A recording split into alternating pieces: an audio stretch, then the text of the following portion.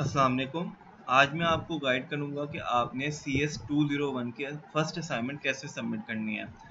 तो इसमें आपको मैं सोल्यूशन का तरीका भी बताऊंगा कि कैसे सॉल्व करना है। आपको अच्छी तरह एक्सप्लेन भी करूंगा कि इस असाइनमेंट में क्या बताया गया और कैसे इसको सॉल्व करना है। जब तक हम इसको समझ के नहीं करेंगे असाइनमेंट को सॉल्व, तब तक हमें इन चीज़ों की समझ नहीं आएगी। तो ये बेसिक है, अभी स्टार्टिंग है, आप अभी से इनको समझ के करेंगे तो आपको आगे जाके बहुत बेनिफिट होंगी। आए सबसे पहले हम देखते हैं हमारी क्वेश्चन क्या आया हुआ है। ठीक है, फर्स्ट असाइनमेंट है आपकी। ठीक है, इसमें आपको रिकमेंडेड टूल आपको गाइड किया गया कि आपने डेफ सी प्लस प्लस को यूज़ करना है। ठीक है, इसके अलावा भी आप यूज़ कर सकते हैं, लेकिन रिकमेंडेड और इजी है कि आपने डेफ सी प्लस प्लस को ही यूज़ करें। ठीक है, सेकंड, इसमें ऑब्जेक्टिव क्या होंगे। ऑब्जेक्टिव में आप इसमें क्या क्या लर्न कर सकते हैं। डाटा टाइप और वेरिएबल्स लर्न कर सकते हैं। ALU ऑपरेटर लर्न कर सकते हैं, अरिथमेटिक एंड लॉजिकल ऑपरेटर। और इसमें if else and switch case statement को लर्न कर सकते हैं। असाइनमेंट सबमिट कैसे करनी है, इंस्ट्रक्शंस आपको दी हुई हैं कि आपने असाइनमेंट जो सबमिट करनी है .cpp फाइल में करनी है। CPP फाइल जो है बेसिकली ये C++ जो है ऑब्जेक्ट ओरिएंटेड प्रोग्रामिंग लैंग्वेज, जो आप टॉपिक कर रहे हैं इंट्रोडक्शन टू प्रोग्रामिंग, इससे रिलेटेड है। ये जो है source code of C language, आप इसको सबमिट करते हैं इस फाइल की, ये डेफ C++ ऑटोमेटिकली जनरेट कर लेता है। इसलिए आपने जो है असाइनमेंट को वर्ड फाइल में कोई नहीं सबमिट करना, आपने .cpp फाइल में सबमिट करना है। ठीक है, वरना आपको 0 मार्क्स मिलेंगे। आए सबसे पहले हम क्वेश्चन अपना पढ़ते हैं कि क्वेश्चन क्या है। आपने क्या करना है, create a menu based program using C++ which calculate the increment and tax deduction amount on salary base. Employ की जो सैलरी है उसमें आपने एक मेन्यू क्रिएट करना है, उसमें क्या हो कि कैलकुलेट करे उसकी इंक्रीमेंट वैल्यू, कि उसकी सैलरी में कितनी इंक्रीमेंट हुई है, और उसके अलावा उसके टैक्स डिडक्शन रेट भी कैलकुलेट करना है। ठीक है, उसकी सैलरी के हिसाब से। जैसे आपको पता है कि सैलरी पे बेस होती है, पे स्केल होता है, स्केल में आप कितनी सैलरी है, स्केल में आप कितनी सैलरी है, आपको डाटा गिवन है। ये देखें आपके पास डाटा सारा का सारा गिवन है। पे स्केल अगर SP S6 है तो उसकी इनिशियल सैलरी होगी 40,000, इंक्रीमेंट रेट होगा उसका 20%। ठीक है, सैलरी इंक्रीमेंट होगी, और टैक्स डिडक्शन क्या होगी 3%। इसी तरह SP7 में 60,000 इनिशियल सैलरी है, इंक्रीमेंट जो है 15% है, टैक्स डिडक्शन सेम 3% है। SP8 80,000, इंक्रीमेंट रेट 10% और tax deduction 3। SP9 initial salary 1 lakh है, इंक्रीमेंट रेट 5 है, और टैक्स रिडक्शन 3% ही है। ठीक हो गया। सोल्यूशन आपने गाइडलाइन आपको दी हुई है कि आपका सोल्यूशन मेन्यू बेस्ड होना चाहिए डिफरेंट पे स्केल के मुताबिक। एक आप सपोज SPS6 करें तो उस इनिशियल सैलरी की सारी डिटेल को कर दे परफॉर्म। अगर SP7 करते हैं तो उसको परफॉर्म कर दे, SP8 को करते हैं तो उसको परफॉर्म कर दें। ठीक है, इसके अलावा on the basis of selected pay scale calculate increment amount and tax deduction, उसी रेट पे वो इंक्रीमेंट अमाउंट भी करे और टैक्स डिडक्शन भी करे। Increment amount will be calculated through initial salary, initial salary से होगा। Update salary will be calculated as initial salary plus increment amount. ठीक है, जो इसकी इंक्रीज होगी सैलरी, वो जो होगी इसकी अपडेटेड सैलरी होगी। ठीक है, तो उसकी बेस पे आप अपडेटेड सैलरी पे आपने क्या करना है, टैक्स डिडक्शन करना है। फार्मूला आपको बताया हुआ है नेट सैलरी का। ठीक है, इसके अलावा बाकी चीज़ें जो आपको ये सारी चीज़ें गिवन है। सबसे पहले मैं आपको गाइड करूंगा आपने डेफ C++ कैसे डाउनलोड करना है। आपने सिंपल गूगल पे लिखना है डेफ C++। आपके पास फर्स्ट वेबसाइट होगी ये, इसका मैं लिंक भी आपको डिस्क्रिप्शन में सेंड कर दूंगा, और आप यहाँ से इसको इजीली डाउनलोड कर सकते हैं। ठीक है, तो आए सबसे पहले हम अपना प्रोग्राम बनाते हैं। डेफ C++ मैंने ऑन कर लिया हुआ है, तो मैं यहाँ पे न्यू पे जाऊँगा, न्यू पे जाके सोर्स फाइल पे क्लिक कर दूंगा। ठीक है, तो ये मेरी सोर्स फाइल आ गई है। सबसे पहले मैं क्या करूँगा, इसमें इंक्लूड लाइब्रेरीज को इंक्लूड करूँगा। ठीक है, लाइब्रेरीज को इंक्लूड करना लाजमी होता है। कोई भी आपने प्रोग्राम करना है, बनाना है C++ में, तो आपको IO स्ट्रीम की लाइब्रेरी को इंक्लूड करना होता है। IO स्ट्रीम बेसिकली होता है इनपुट आउटपुट स्ट्रीम। ठीक है, आप इनपुट दे रहे हो, आउटपुट आपको कुछ मिल रहा है, इसकी स्ट्रीम होती है। यूजिंग नेम स्पेस std, ये बेसिकली स्टैंडर्ड लाइब्रेरी होती है सी प्लस प्लस से रिलेटेड, तो इस वजह से हम यूज़ करते हैं। यूजिंग मतलब यूज़ कर रहे हैं, नेम्स पे एसटीडी स्टैंडर्ड लाइब्रेरी को यूज़ कर रहे हैं। मेन ये होता है प्रोग्राम, जैसे आपको पता है HTML CS101 में आपने पढ़ा होगा, तो उसमें यही आपको चीज़ बताई जाती है कि आपने बॉडी में एक हेडर फाइल होती है, एक बॉडी होती है। तो इसी तरह जो प्रोग्रामिंग फाइल है, प्रोग्रामिंग लैंग्वेज है, उसमें ये जो है इसकी हेडर है और ये इसकी मेन बॉडी है। सारा काम जो होगा, जो भी हमने काम करना है उस मेन में आपने सारा काम करना है, ठीक है। तो इसमें सबसे पहले जो है मैं सी आउट कर लेता हूँ। सी आउट मतलब आउटपुट करना।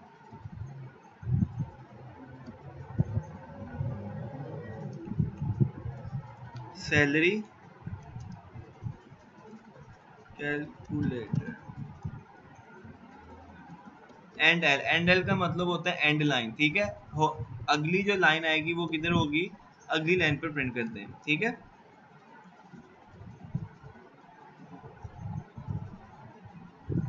तो देखें हमने वैसे ही बना दिया, सैलरी कैलकुलेटर हमने वैसे ही लिख दिया। नेक्स्ट जो है वो स्टार्स बने हुए, एस्ट्रिक साइन, तो वैसे ही मैं इसको बना देता हूँ।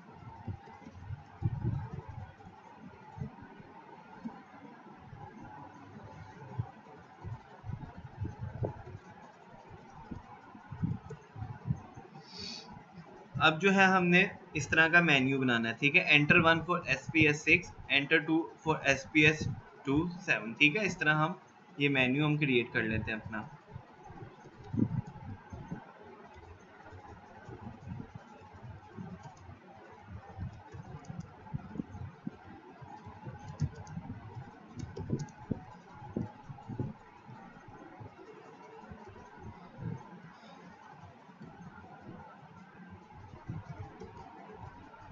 इसी को मैं कॉपी कर लेता हूँ ताकि हमारा टाइम वेस्ट ना हो।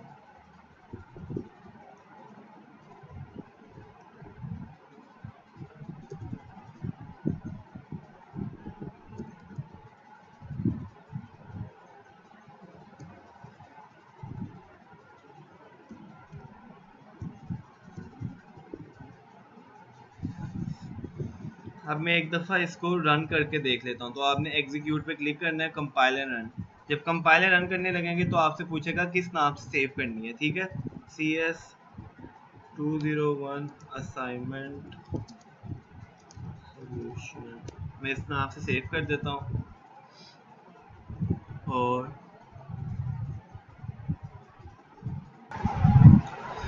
ठीक है, यहाँ पे एक मिस्टेक है, ये देखिए मेरी मैंने स्पेस के स्पेलिंग नहीं सही लिखे, ठीक है। तो ये स्पेलिंग है नेम स्पेस के, यहाँ पे मिस्टेक है। मैं इसको दोबारा से एग्जीक्यूट करके देखता हूँ। देखें ये आपका सिंपल सा एक मेन्यू अभी बन गया। अभी ये वर्किंग कुछ भी नहीं करेगा, तो इसको आगे जो करना है हमने मेन। अब जब मेन्यू बनता है, ठीक है, मेन्यू में आपके पास ये ऑप्शन आई है 1 2 3 4। तो मेन्यू जब प्रेस करना है आपने, कोई आप इनपुट देंगे तब भी कोई मेन्यू आगे परफॉर्म होगा। तो हम एक वेरिएबल ले लेते हैं ऑप्शन के नाम से और यहाँ पे सी इन कर देते हैं। सबसे पहले हम देखते हैं सी आउट। यहाँ पे क्या ऑप्शन आ रही है, सिलेक्ट अ पे स्केल फ्रॉम द मेन्यू, ठीक है। ये लिखेंगे हम।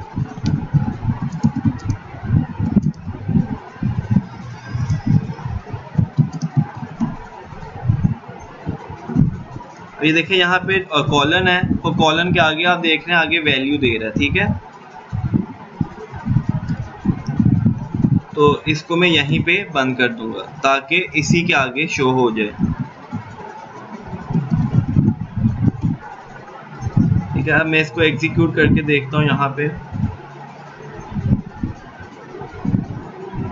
देखा, यहाँ पे लिखा हुआ है, तो ये एंड हो गया। अभी वर्किंग कुछ भी नहीं करेगा। अब जो मेन काम है हमारा आगे है कि मेन्यू के बाद ये चीज़ें परफॉर्म हो। तो हमारे पास दो ऑप्शन हैं इसको परफॉर्म करने के लिए। एक ऑप्शन है आपके पास, आप इफ एल्स के थ्रू कर सकते हैं। दूसरी ऑप्शन आप स्विच केस के थ्रू कर सकते हैं। दोनों तरीके मैं आपको बताऊंगा। तो सबसे पहले मैं स्विच केस कर देता हूँ। यहाँ पे ऑप्शन लिख दूंगा मैं, ठीक है। उसके बाद इसके अंदर केसेस होते हैं, तो मैं केस 1 बना देता हूँ, इस तरह लिखा हुआ आगे कॉलन, और उसके बाद मैं सारी चीज़ें आगे परफॉर्म करूँगा। ठीक है, सबसे पहले मैं लिखूँगा इनिशियल सैलरी। ठीक है, अब मैंने कोई वेरिएबल बनाया नहीं है जिसमें स्टोर किया जाए, तो मैं अब क्या करूँगा, यहाँ पे सारे वेरिएबल बना लूँगा।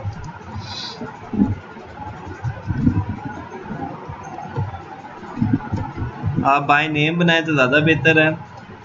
एक तरीका ये है कि आप 1 बाय 1 ऐसे कर सकते हैं,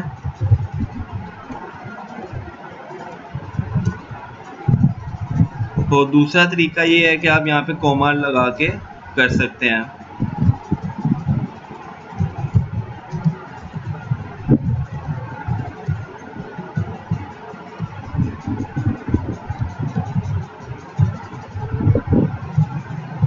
तो मैंने यहाँ पे वेरिएबल बना दिए सारे, कहते हैं इनिशियल सैलरी का, इंक्रीमेंट सैलरी, इंक्रीज सैलरी तब हो तब का है, नेट सैलरी, ठीक है, और टैक्स डिडक्शन का, ये मैंने सारे वेरिएबल बना दिए हैं।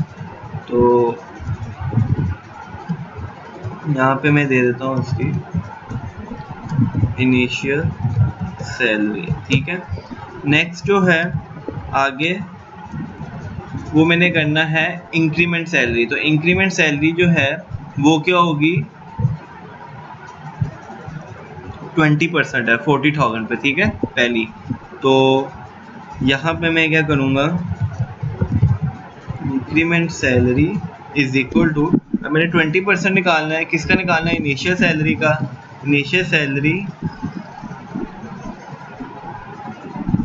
मल्टीप्लाई बाय 20, ठीक है, और डिवाइडेड बाय 100। ठीक है, ये आपका फॉर्मूला हो गया इंक्रीमेंट सैलरी का।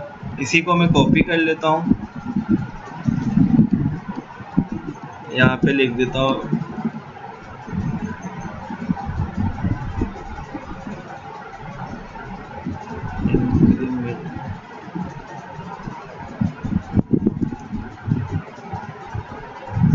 सैलरी कर देते हैं यहाँ पे, ताकि अगली लाइन पे शो हो जाए।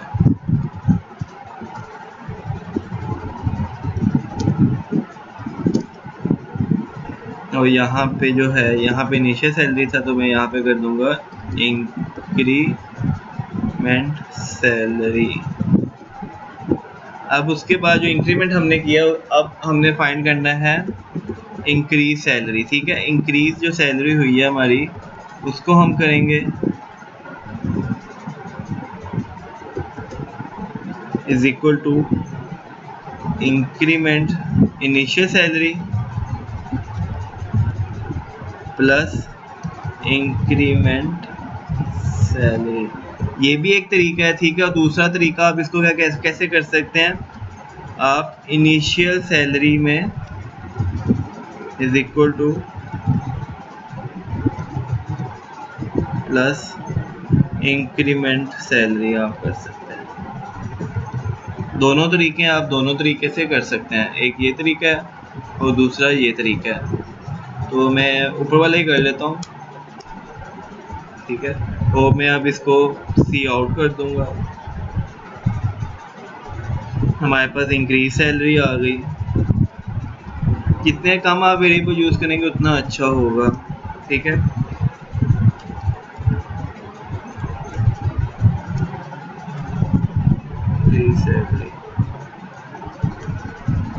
अब नेक्स्ट चीज हमने फाइंड करना है टैक्स डिडक्शन। ठीक है,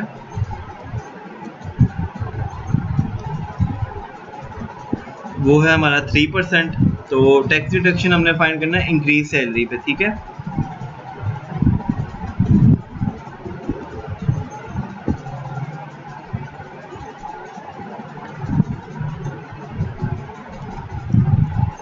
मल्टीप्लाई बाय 3 डिवाइडेड बाय 100, ये आपका टैक्स डिडक्शन आ गया। और मैं यहाँ पे टैक्स डिडक्शन कर लेता हूँ।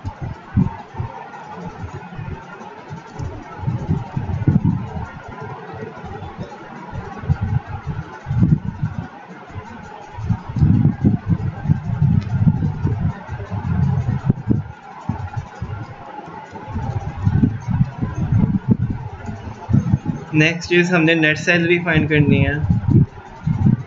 Net salary is equal to, उसमें क्या था, इनिशियल सैलरी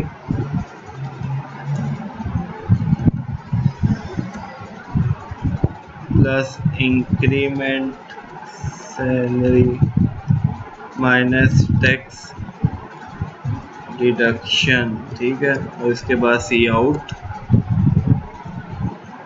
नेट सैलरी का।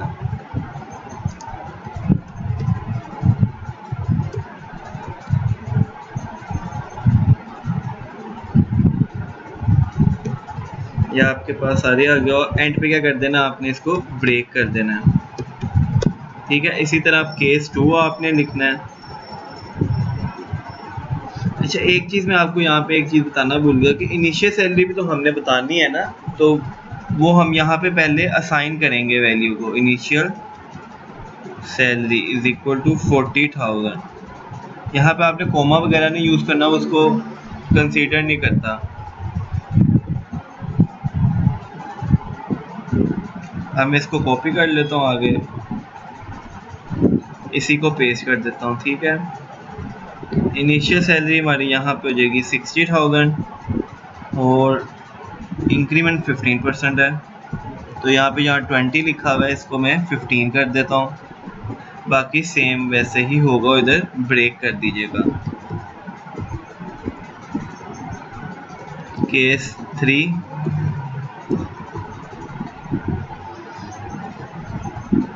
इनिशियल सैलरी हम यहाँ पे देख लेते हैं कितनी थी, 80,000 थी, इसको 80,000 कर दिया और यहाँ पे इंक्रीमेंट हो गया हमारा 10%, डिडक्शन वही है सेम, तो इसको कर दिया मैंने ब्रेक।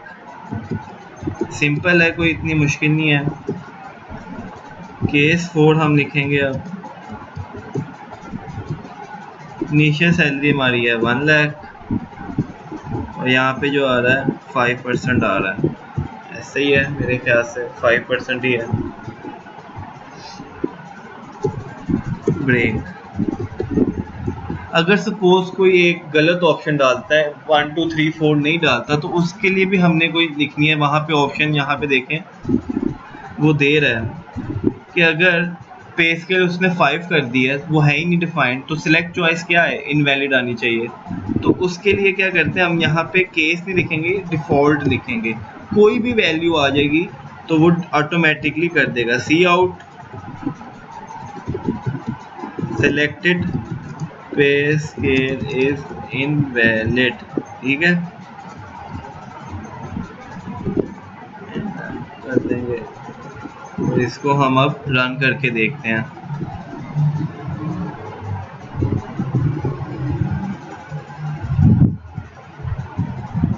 यहाँ पे एक एरर आ गया कि इंक्रीमेंट से, हाँ देखा, यहाँ पे मैंने एक एरर यहाँ पे आ गया, ये देखें डबल आना चाहिए यहाँ पे, तो इन चीज़ों का लाजमी ख्याल रखना है आपने, डबल आने चाहिए ये।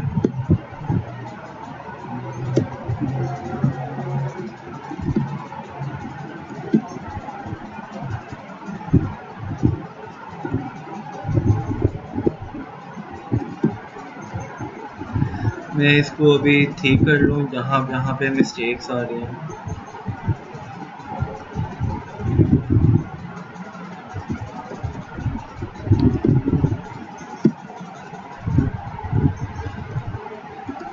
अब रन करके देखते हैं कोई एरर तो नहीं आ रहा।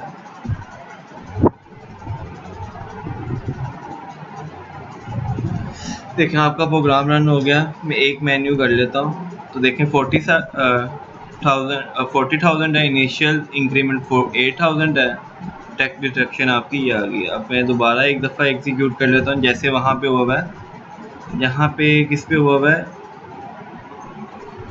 2 पे हुआ है मेन्यू ना, तो मैं 2 कर लेता हूँ। तो देखते हैं यहाँ पे आपकी वैल्यू सही आ रही है, 60,000, इंक्रीमेंट 9,000, 69,000, 20। हमने देखा आपका आंसर सही आ गया, ठीक हो गया। ये था स्विच केस के थ्रू। अब एक और तरीका जो है, ये आपको प्रोग्राम ये भी मैं आपको दे दूंगा, इसी को मैं कॉपी कर लेता हूँ यहाँ पे।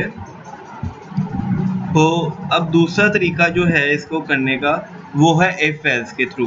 तो इफ एल्स के थ्रू मैं आपको गाइड करूँगा कि आपने कैसे करना है। सेम चीज़ें वही आएंगी, ठीक है।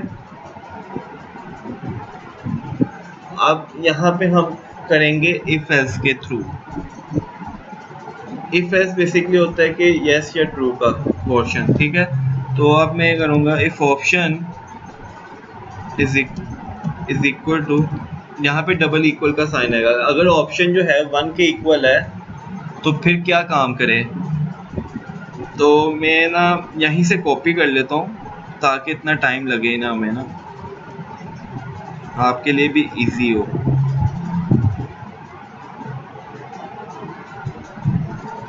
ठीक है, अब एज इफ लिखेंगे हम यहाँ पे, else if option is equal to 2। अगर ऑप्शन 2 के इक्वल है तो क्या हो, तो वो हम वहाँ से कॉपी कर लेते हैं, यहाँ से। यहाँ पे आपने ब्रेक वगैरह नहीं यूज़ करना। Else if option is equal to 3, ठीक है। तो मैं ऑप्शन 3 वाला कर लेता हूँ यहाँ पे।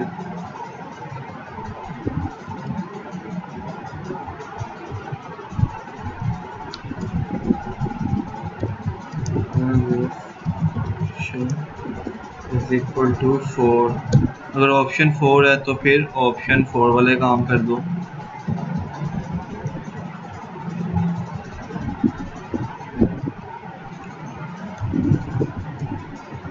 और लास्ट वन इज एल्स, ठीक है। अब कोई और ऑप्शन ऐड करता है तो एल्स वाली कंडीशन आ जाएगी, ठीक है। तो मैं वही वहीं से लाइन कॉपी कर लेता हूँ ताकि कोई चेंजिंग ना हो। ठीक हो गया, तो मैं अब इसको एग्जीक्यूट कर लेता हूँ।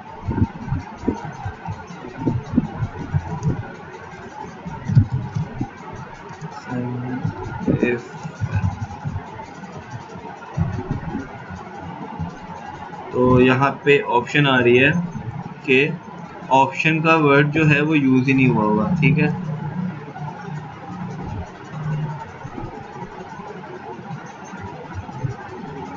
तो मैं इसको देख देता हूँ यहाँ पे एरर क्या आ रहा है।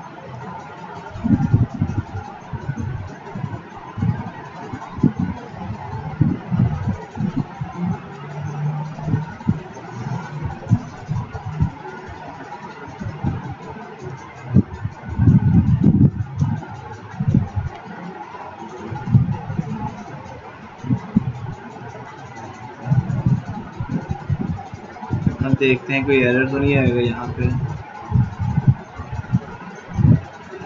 देखा, मैं अब 5 कर देता हूँ तो इनवैलिड स्केल आ गया, ठीक हो गया। अब मैं इसको दोबारा कर लेता हूँ। स्पेलिंग मिस्टेक हो गई थी, इस वजह से एरर आ जाता है। इंक्रीमेंट वैल्यू आपके सामने है क्या है। तो आई होप आपको सोल्यूशन सही लगा होगा, पसंद आया। अगर आपको एक्सप्लेन करने का तरीका अच्छा लगा, इसी तरह आगे असाइनमेंट्स आपको मिलती रहे CS 201 और CS 101 से रिलेटेड, तो आप इस चैनल को सब्सक्राइब करें और लाइक करें। अगर कोई क्वेश्चन हो, कोई पूछना हो आपने प्रोग्रामिंग से रिलेटेड C++ में, तो आप इस चैनल में आप कमेंट में आप पूछ सकते हैं। असाइनमेंट से रिलेटेड भी आप पूछ सकते हैं। इंशाल्लाह मैं आगे जो है इस चैनल में ही मैं एंड्रॉयड की सीरीज़ अपलोड करने लगा हूँ, क्योंकि प्रोजेक्ट आ रहा है, आपको पता है। तो मेरा भी प्रोजेक्ट है, मैं उसमें एंड्रॉयड का प्रोजेक्ट पूरा एक्सप्लेन भी करूँगा इंशाल्लाह। अल्लाह हाफिज़।